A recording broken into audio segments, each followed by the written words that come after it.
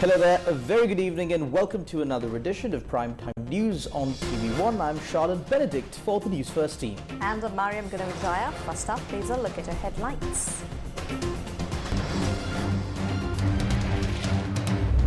Prime Minister Dinesh Gunawardena holds talks on blue economy with China, while Sagala Ratnayaka explores land connectivity with India.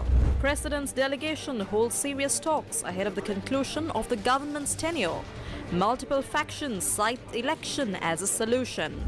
Will the UNP and the SJB unite? Ruwan passes hints, says ready to take on the challenge of UNP leadership.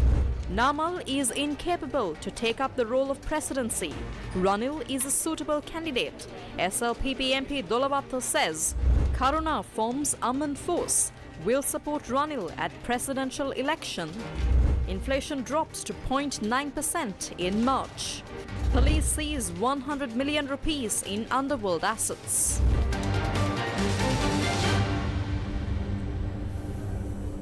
Starting off with your top story tonight, Sri Lanka is strategically positioned between two of the dominant powers in the world, India and China. Against this geopolitical canvas, two delegations from Sri Lanka are currently embarked on visits to India and China, respectively. What are these delegations doing in those respective countries? Tonight, we take a look. A contentious situation has arisen concerning Indo-Chinese activity in the Indian Ocean region following India's recent test of the Agni-5 ballistic missile on the 11th of this month. India is poised to conduct another missile test on the 3rd of April and has already declared a long no-fly zone during the experiment. The Agni-5 missile is a cutting-edge ballistic missile that boasts the capability to deliver 5 nuclear warheads to 5 distinct targets simultaneously. During the Agni-5 test on the 11th, the Chinese research vessel Xiangyang Hong-1 was positioned approximately 480 kilometers from the Vishakhapatnam coast in the Indian Ocean. In addition to the Xiangyang Hong-1, China has deployed the satellite and missile tracking ship Yuan Wang-3, as well as the research vessel Xiangyang Hong-3 and Dayang Ho in the same maritime area. Yesterday, the Yuan Wang-3 sailed within the no-fly zone designated for the Agni-5 missile test on the 3rd of April. Notably, it was observed heading towards China. Meanwhile, the Xiangyang Hong-1 remains anchored at the location known as 90 East Ridge in the southwestern waters of Sri Lanka. The research vessel Xiangyang Hong-3 is securely moored in the southwestern waters of Sri Lanka. Additionally, a vessel named Dayang Ho has appeared in the southern sea near Sri Lanka. India has closely monitored these Chinese ships from the outset and has publicly stated that they suspect spy activity. In response, India directed its research ship RV Samudra Ratnaka to position itself between the two Chinese vessels stationed between the designated no-fly zone. In a bold response of strength, India has deployed 11 submarines simultaneously in a strategic move aimed at signaling resolve amidst escalating tensions with China. Sri Lankan Prime Minister Dinesh Gunawardena, speaking at the Bower Forum, said that the gathering represents countries that produce almost 50% of the new investment in renewable energy. President of National People's Congress of Chinese Communist Party, Zhao Leji, inaugurated the conference, which was attended by presidents of Kazakhstan, Nauru and several others, and former United Nations Secretary General Ban Ki-moon. Economic growth of China is economic growth of the world. Economic growth of the world will have to be addressed, as we see, as mentioned by the distinguished speakers, of a new order. The new order comes on realities of what we can achieve and what we have achieved. Renewable energy, climate change has to be met, and other changes of a blue economy, which are the important areas for the Asian countries. We have to work together in order to achieve these ends, succeed. We all have faced issues of improving our agricultural produce in order to achieve food security. The miracle rice that has been produced in China today can increase production, higher levels of income for the farmers, as well as guarantee a strong future for our food security problems. Today, we all know the Boa Conference represents the countries that produce almost 50% of the new investment that has flowed into renewable energy. Relaxed trade barriers, open areas for more tourism, of different forms of tourism, new requirements on emissions, new plans and programs for renewable energy. These can take our planet to a future that is more secure and confidence. With these few words, on behalf of Sri Lanka, I pledge our support to continue to work together as we have committed ourselves to the maritime lanes of the Indian Ocean to keep it free for all trade to flow from East Africa to east of Asia.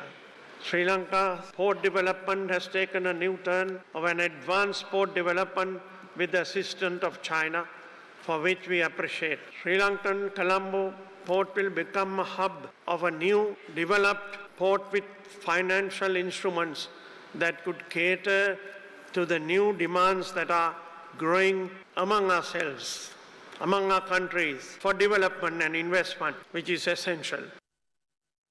During a diplomatic discussion with Sri Lankan Prime Minister Dinesh Gunawardena, Chinese President Xi Jinping reaffirmed China's unwavering commitment to safeguarding Sri Lanka's independence, territorial integrity and sovereignty. While Prime Minister Gunawardena is currently on an official visit to China, a delegation led by President's Chief of Staff and National Security Advisor Sagala Ratnayaka engaged in discussions regarding the construction of a bridge connecting India and Sri Lanka during their visit to India. According to a senior official who participated in the talks, the meetings commenced on the 27th and were presided over by Indian Foreign Secretary Vinay Mohan Kwarta. Following a thorough feasibility study on the bridge project, the Sri Lankan government representatives expressed their support for India's proposal to send a delegation from Sri Lanka to collaborate on the planning process. The proposed bridge, which will include both a highway and a railway line, is envisioned to span from Thalaimana to Rameshwaram, covering a distance of approximately 23 kilometers. Guests who participated on Sirasa TV's Mavata program yesterday questioned the decision-making of the presidential advisors. We all know that the presidential advisor signs agreements on behalf of the president. When we have a prime minister and a cabinet, the presidential advisor heads the table. This is a very dangerous situation because they do not have the public mandate to be decision makers on behalf of the public. මොකද මේ අයට රට වෙනුවෙන් රටේ මිනිස්සු වෙනුවෙන් තීන්දුවක් තීරණයක් ගන්න රටේ මිනිස්සු මැන්ඩේට් එකක් දීලා නැහැ. හැබැයි ව්‍යවස්ථානුකූලයි. ව්‍යවස්ථානුකූල වුණාට සදාචාරාත්මක නැහැ. Even though it may be constitutional, it is not ethical. There is an issue here. 6.9 million people in this country did not cast their vote for them to act in this way. They voted for President Gotabaya Rajapaksa to carry out his manifesto. The question today is, are we giving effect to that public confidence? Today, presidential advisors are the decision makers of this country. Attorney Hemakasena Nayaka stressed that the election must be held and the people must be given a chance to cast their vote. මහමැතිවරණයක් පවත්වනවද එහෙම නැත්නම් ජනාධිපතිවරණයක් පවත්වනවද මොකක්ද කරන්න කියන එක Whether there will be a presidential election, general election, and the next course of action in this country is being decided by a dual citizen who is not even a parliamentarian. All decisions in the country are being made with their input and not with the input of those appointed through the democratic process. This is an extremely dangerous situation. Unlike other elections, the Constitution has specified dates for the presidential election. Article 31 of the Constitution clearly states the timeline for the presidential election. That cannot be changed. everyone along with the President and the Chief Justice has taken an oath to uphold the Constitution of the country. Article 33 of the Constitution clearly states this. If there is a breach of the Constitution, that is a dangerous crime that can be cause for a no confidence motion. Former chairman of the National Election Commission said that the current government does not consider the needs of the people. The public mandate obtained in the 2019 presidential election and the 2020 general election are no longer valid. One was invalidated from the 9th of May and the other was invalidated from the 9th of July in 2022. The people have been waiting for elections. There is a possibility that the current leaders might be re-elected, but the election should be held for the people to make their voices heard. Selecting leaders of this country must be done according to the desires of the citizen. The country right now is not being governed according to the desires of the people. There are no local governments, no provincial councils, and there is no mandate for this parliament to function. We have an interim president. The interim presidency is constitutional, but it's still an interim president. Therefore, I am of the opinion that elections must be held and the people must be allowed to vote for the leaders that they want.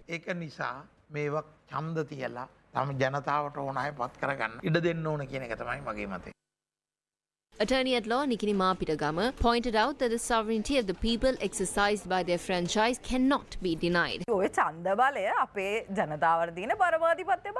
right to vote is a part of the sovereignty of the people that must be enjoyed by every citizen. If the executive, legislature or judiciary obstructs that right, that would be a violation of the constitution. If the people's sovereignty has been violated in the form of obstructing elections, the people can take action against it. For example, imagine that there is a difficulty in holding the presidential election. The Election Commission has been vested with certain powers through the Constitution. Let's say that the Elections Commission does not do anything. If the election is not held this year, if anyone, including the state officials, do not act according to the Constitution, we can file action in court against them.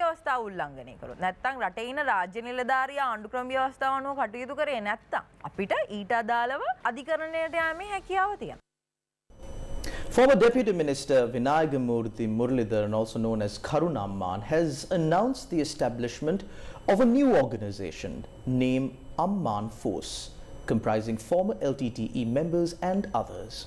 Addressing reporters at a press conference convened in Batiklo today, Vinayagamurthy Muralidharan expressed his intention to extend his support to President Ranil Wickremesinghe in the upcoming presidential election. When's the election?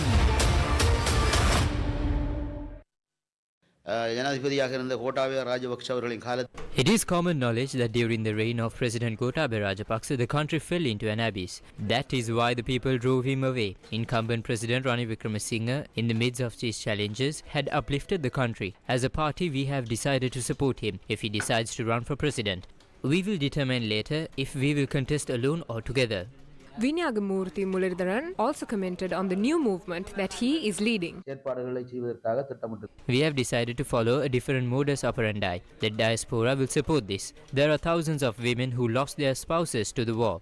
In addition, there are many ex-combatants who have no means of survival. Therefore, we are launching a new program with multiple organizations. Amman Force was formed for the well-being of ex-combatants. It is very much in operation in the north and we will spread to the east as well.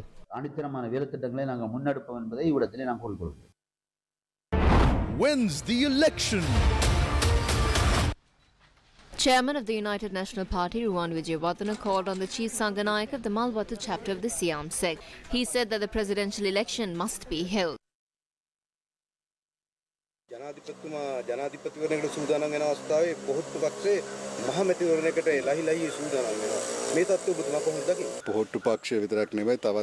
just the SLPP, but many other parties along with the opposition requested for the general election to be held as soon as possible. But I think that a presidential election should be given priority. If we go for a general election, not even a single party will be able to obtain the majority in the parliament. That will again hinder the development process. Namal Rajapaksa මහතා පසුගියදා පොට්ටුවේ ජාතික සංවිධායක දුවට පත් වුණා. ඔහු එහිදී සුජෝන් සඳහන් කර අපේ අපේක්ෂක රනිල් වික්‍රමසිංහ නෙවෙයි. මං හිතනවා Ranil Wickremesinghe මහතුමා I believe Ranil Wickremesinghe will contest as an independent candidate, as he is the leader of the UNP.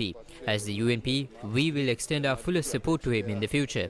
I know that the SLPP and other parties are now holding discussions. We know that there is enough support for President Ranil Wickremesinghe if he is to contest. එතුමා අපේක්ෂකයෙක් හැටියට ඉදිරිපත් වුණොත් එතුමාට සහයෝගය දෙන්න ඒ කට්ටිය සෑදී පැදී සිටිනවා. එහෙනම් කවුද අජිබුගේ සජිත්ද? ඒගොල්ලන්ගෙනුත් බහුතරයත් එක්ක සාකච්ඡා කරනකොට ඒගොල්ලන්ගේ Following discussions with them, all of us believe that President Wickremesinghe is the most suitable candidate. I think it will be most beneficial for the country if the SJB and the UNP unite. I think it is best if we reach a decision on this before the election. ඉතින් සාකච්ඡා කළ ජනාධිපතිවරණයට ඉස්සෙල්ලා අපි යම් කිසි තීරණයකට ආවොත් හොඳයි කියලා මම හිතනවා. මේලගේ එක්සත් ජාතික පක්ෂයේ නායකයා ඔබතුමා. ඒක එක්සත් ජාතික පක්ෂයේ කෘත්‍යාධිකාරී මණ්ඩලය.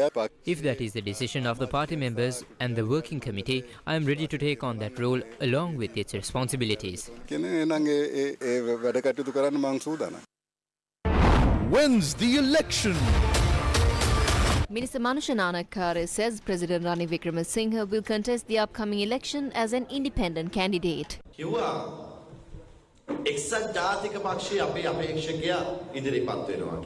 Some say that a UNP candidate will contest in the election. That is not true. Ranil Wickremesinghe will contest the election as an independent candidate.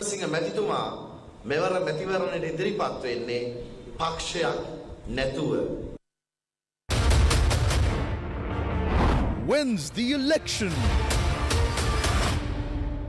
Minister of Justice, Prison Affairs and Constitutional Reform Vijay Das Rajapaksa called on the Chief Sanganayaka of the Malwatu and Askira chapters of the Siam sect. He assured that a presidential election will be held. According to the constitution, a presidential election must be held by October. But the president is vested with the powers to dissolve parliament. Political parties can make demands, but the final decision lies with the president.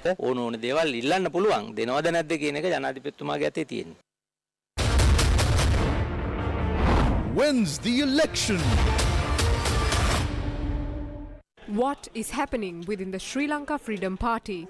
Former MP Sajin Vas Gunawardena expressed views on this matter. There is clearly a tug of war. The president is saying that a presidential election will definitely be held.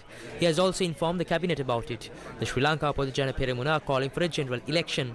Regardless of it being a general election or presidential election, the SLFP is ready to contest any election. The Sri Lanka Freedom Party has invited the members of the Central Committee and the Executive Council along with the constituency and district organisers to its party headquarters tomorrow. Reports suggest that the Sri Lanka Freedom Party is set to announce important decisions tomorrow.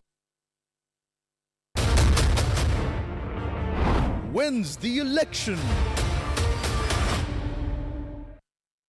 Is Namal Rajapaksa the presidential candidate of the Sri Lanka Podujana Peramuna? SLPP MP Premanath Siddolavatta told reporters today that Namal Rajapaksa requires more time to fit the role and support must be extended for Ranil Wickremesinghe. පක්ෂය ඇතුලේ මේ වෙලේ නාම රාජපක්ෂ මන්ත්‍රීතුමා ජාතික සංවිධායක හැටියට පත්වීම තුළ යම් බෙදීමක් තියෙනවද? මට නම් එහෙම බෙදෙන්න අවශ්‍යතාවයක් නෑ නාම. No, I don't think such a division is required. This is a good opportunity for MP Namal Rajapaksa to show his potential and rebuild the party. But I think that Namal Rajapaksa would not take a different political leap. We believe that if Ranil Wickremesinghe is contesting the presidential election, we should extend support for him this time.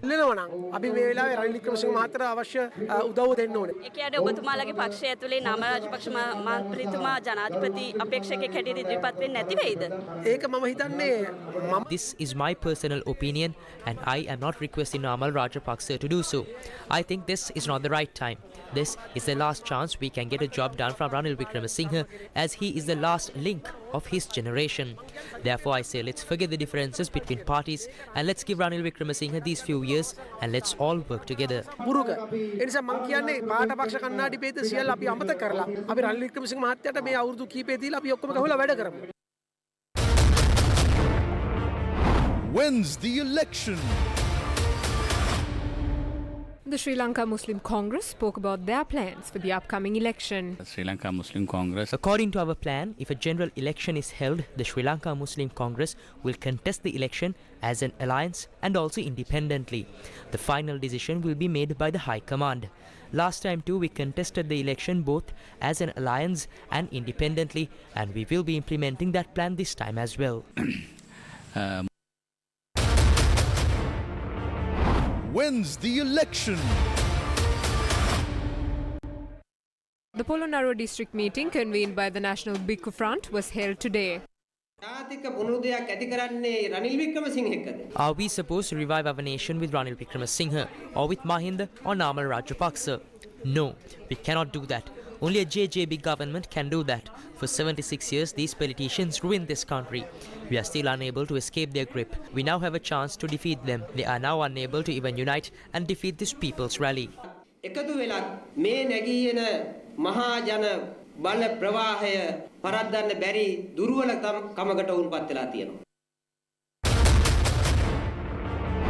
When's the election? Joining the Mawatha program on Sirasa TV yesterday, member of the Seven Oaks District Council, Shani Manamperi, had this to say. If people bring a certain politician into power and they fail to perform well, the people have the right to not cast their vote for them in the future. That is the right way for a country to operate. A politician cannot rule a country without the people's mandate or elections. A country must have elections, leaders, politicians and people to vote. These are essential, but discipline is required within all of this. There must be a common law. If this law is followed, the country can be operated well. People must be aware of the power they hold. The voters must be aware of the power in an election. Don't heed to the generational political opinions. I beg you to please think before you vote for an election, either a political or a general election. Political parties are either fighting each other for power or fighting among themselves for power. While these political battles intensify in the run-up to an election this year, what is the plight of the people? These are the residents of Kotulugalakanda in Ruanvela, where people are struggling to find clean drinking water. Residents of Kotulugalakanda, Ruanvela, have to embark on a desperate search for water every day. Access to clean drinking water is a luxury that the people of this village cannot afford. In 2022, however, the people here got a glimmer of hope for a better future when the construction of a community water project was initiated. The cost for the first phase of the project was estimated at 5.8 million rupees. But the construction of this project has stalled, leaving these people helpless. This community water project launched in 2022 promised clean water for around 100 houses. We worked very hard for this and even contributed with our labor, believing it would finally end our struggle. But for almost a year now, construction has stopped.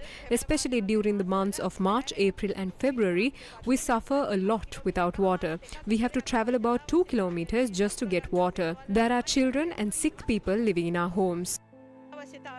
The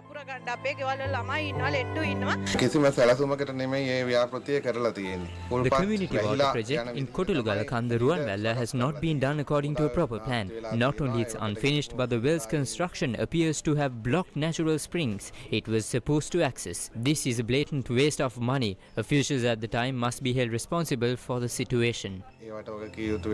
The only request of the people of Kotulugalakanda, Ruanvela is to be given access to clean drinking water. They yearn for the day when this community water project will be completed so that their daily struggle to find water can finally end. News First with the people. Opposition leader Sajid Premadasa emphasized on the importance of reconciliation and protecting unity among all races and religions. Sinhala දමිළ මුස්ලිම් burger කියලා අපි බෙදෙන්න හොඳ නැහැ. We should not create separatism among the Sinhalese, Burghers and Muslims. Unity is the country's strength. Every citizen of this country is equal. No race has the right to oppress another, and no religion has the right to put down another religion. We must protect the right to live in peace and harmony in our homeland. Religious discrimination needs to be eradicated, and we must establish freedom of religion. Only then we can be united as a country. There is no point in having so many clauses in the constitution if the country is not united.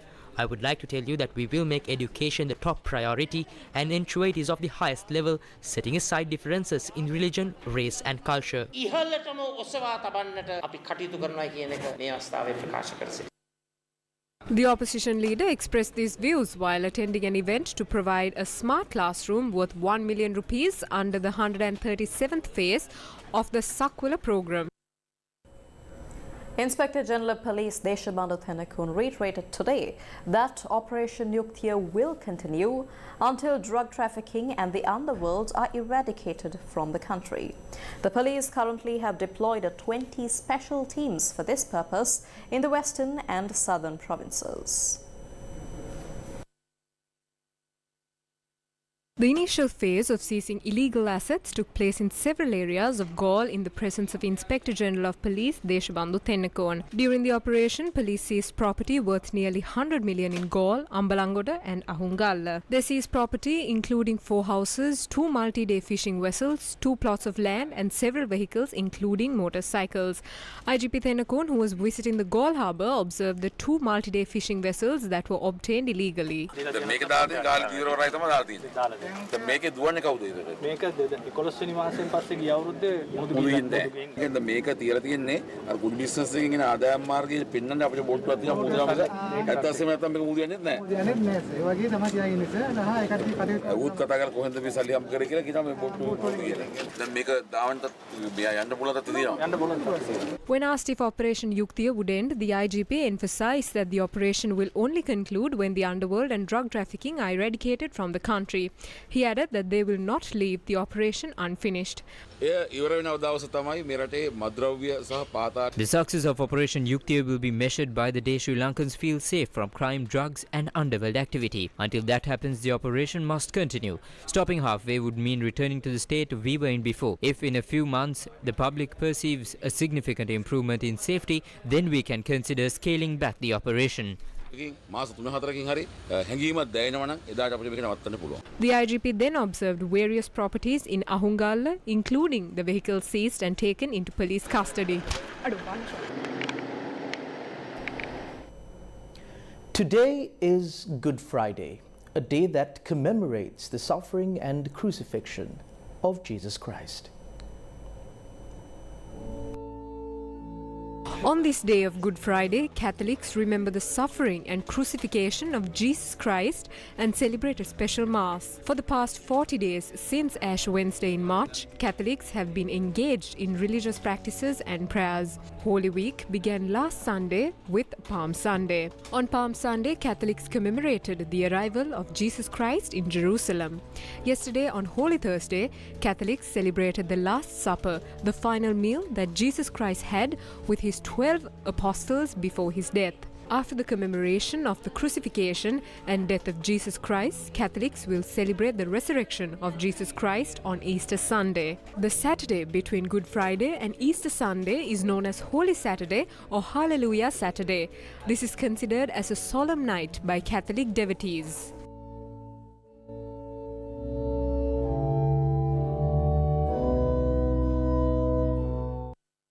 To ensure public safety ahead of Easter Sunday, the police have announced the implementation of a special security plan.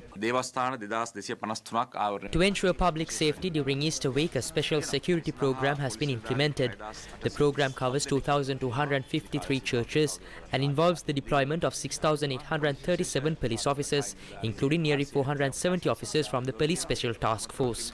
Additionally, nearly 2,900 military personnel will be deployed. Devotees are encouraged to cooperate with security inspections as their safety is the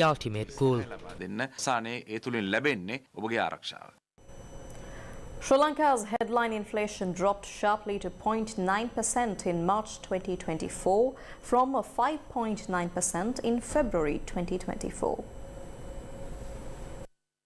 The Central Bank of Sri Lanka said that headline inflation, as measured by the year-on-year change in the Colombo Consumer Price Index, decelerated sharply to 0.9% in March 2024 from 5.9% in February 2024. This deceleration in the headline inflation is broadly in line with the projections of the Central Bank of Sri Lanka.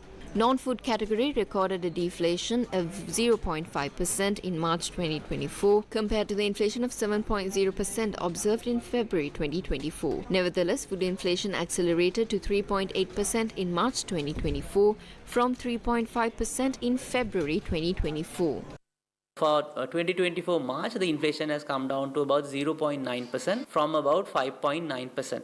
The main reason are mainly twofold. One is there's a base effect. Base effect means when we compare the last year, 2023 March figures, our index number was very high after the economic crisis. So as a result, there was a base effect because now it's coming down. So we are comparing it with a very high number. As a result, with the base effect, the inflation has come down. On the other hand, also our electricity prices came down. As a result, with that also our inflation figure has come down. The government or the central bank expects to keep the inflation rate at 5.0% on average. But the important thing is inflation is generally considered a monetary phenomenon, and inflation is the worst form of tax that can be applied for the poorest people, because if you keep a 100 rupee note in a safe and after 1 year or 2 years, if you take that same 100 rupee note out and if you go and try to purchase goods and services, if you can only purchase goods and services, let's say for 70 rupees, that means the government has charged 30 rupees of taxes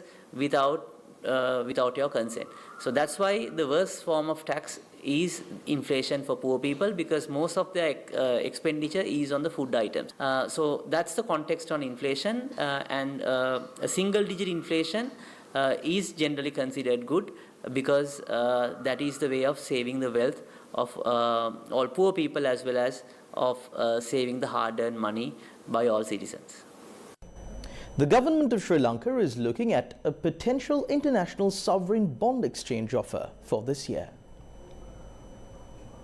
Sri Lanka's Ministry of Finance, in a statement dated the 27th of March, said in the context of the restructuring of its international sovereign bonds, the government of Sri Lanka is working towards launching an invitation to exchange its existing ISBs denominated in United States dollars for new ISBs in the same currency. The Ministry of Finance, Economic Stabilization and National Policies, on behalf of the government of Sri Lanka, is inviting banks to submit proposal for consideration to be appointed as a dealer manager for the aforementioned exchange offer. The statement added that any dealer manager will work alongside Sri Lanka's appointed financial and legal advisors, Lazard Ferres SAS and Clifford Chance LLP, who are mandated to advise on and execute Sri Lanka's ongoing sovereign debt restructuring process, and who will lead on the exchange offer. However, it noted that the request for proposals is not a commitment on the part of the government of Sri Lanka to accept proposals. Officials of the Sinopec Overseas Investment Holdings Private Limited held talks with Minister Kanchana Wijesekara yesterday, where the proposed new refinery in Hambantota was discussed. Officials of the Sinopec Overseas Investment Holding Private Limited visited the Ministry of Power and Energy on Thursday. The officials, led by Vice President of SOIHL, updated on the progress of the negotiations with stakeholders for the construction of the proposed new refinery in Hambantota. The officials indicated that the management of Sinopec has decided to double the capacity of the refinery from the original proposal and the investment. They intend to sign the agreements for the project and commence work by June 2024. Discussions regarding the water supply, power supply, land allocation and BIO facilities will take place today with the relevant authorities. The Night of Honours of KIU 2023, a colours night, was held in Colombo yesterday. Undergraduate and graduate students who excelled in co-curricular and extracurricular activities such as research publications, sports and arts were awarded with KIU colours. Colourful performances filled the air, showcasing the artistic energy that thrives within the KIU community.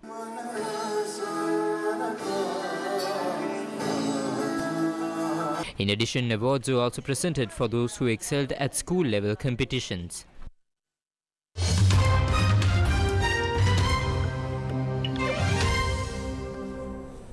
Amid stirring up of allegations, rap star Sean Diddy Combs face lawsuits accusing him of physical abuse, tarnishing the legacy of one of the most famous figures in music history. And former crypto personality Sam Bankman-Fried has been sentenced to 25 years in prison. Meanwhile, a fatal bus crash in South Africa has killed 45 Easter pilgrims north of Johannesburg. Tinal and Kenza bring us the details on the world today. A string of sexual assault allegations have been made against Sean Diddy Combs, one of the most successful musical moguls in the history of rap. Now, 4 women, including his longtime partner, Cassandra Cassie Ventura, have filed lawsuits against the musician, accusing him of sexual and physical abuse. Now, Kenza, Sean Combs, also known as P. Diddy and Puff Daddy, embroiled in a string of serious allegations in the recent months. Now, the 54-year-old's home in Los Angeles and Miami were raided by Homeland Security investigation agents on the 25th of March. The raids on the rapper's properties were part of an ongoing sex trafficking investigation by federal authorities in New York. According to foreign media, 3 women and a man were interviewed by federal officials in Manhattan in relation to the probe. Now, the investigation includes further allegations of sexual assault, solicitation, and distribution of illegal drugs and firearms. Combs has also recently faced several lawsuits accusing him of sexual misconduct and other wrongdoing. Now, in February, a music producer alleged Combs coerced him to solicit prostitutes and pressured him to engage in sexual intercourse with them. The rapper's former protege and girlfriend, R&B singer Cassie, also sued him in November, alleging that she was trafficked, raped, piled with drugs and beaten by Combs over a 10-year period. Producer Rodney, also known as Lil Rod Jones, filed a similar suit in February, alleging Combs abusing him over a year-long period when he was living on the star's properties and working on his music. Now, in a statement issued last December, Combs defended himself against what he described as sickening allegations made by individuals looking for a quick payday. Now, Kenza, foreign media also reported that the rapper's private jet flew from California to Antigua in the Caribbean. Now, Tinal, diverting the attention to some news that made headlines a couple of months ago in last year. Now, former crypto tycoon Sam Bankman-Fried has been sentenced to 25 years in United States federal prison for stealing $8 billion from customers of the now bankrupt FTX cryptocurrency exchange he founded. Now, Kenza, Bankman's sentence was of 25 years, about half of what prosecutors had asked for, but still it puts him at the high end for sentence length and in prominent white-collar fraud cases. And also, Tinal, ahead of him is Bernard Madoff, who was sentenced to 150 years beyond bars for the $20 billion Ponzi scam he led. Now, Tinal, some tragic news from overseas. A bus has plunged off a bridge into a ravine in South Africa, killing 45 of the 46 passengers on board. The only survivor, an 8-year-old girl, was airlifted to the hospital with serious injuries after the crash. Ken's authorities said that the driver lost control of the vehicle and crashed through the barriers on a bridge in a mountainous area of 300 kilometers north of Johannesburg. Now, the bus plunged 50 meters into a ravine before bursting into flames. The bus was on its way from neighboring Botswana to Moria, a town in northern Limpopo province that holds a popular Easter festival. Search operations were continuing at the site, but many bodies were burned beyond recognition and were still trapped inside the vehicle. Now, Kenza, while South Africa has one of the African continent's most developed road networks, it also has one of the world's worst safety records.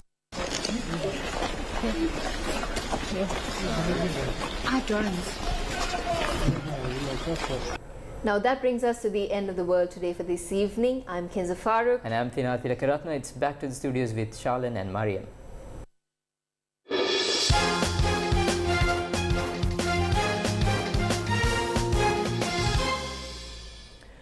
The final rites of late veteran cricketer Russell Harmer were observed today.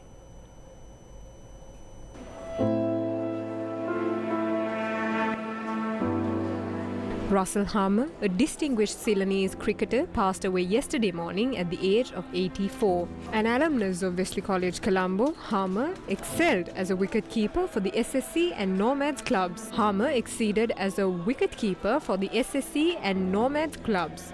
Notably, he was a key figure in the Maharaja team's participation in the Mercantile Cricket Association tournament. From 1968 to 1977, Harmer proudly represented the Sri Lanka cricket team, showcasing his exceptional talent on various competitive tours, including those to India and England. The late Harmer leaves behind 2 children. The final rites honouring his life took place today at the Boralla Cemetery.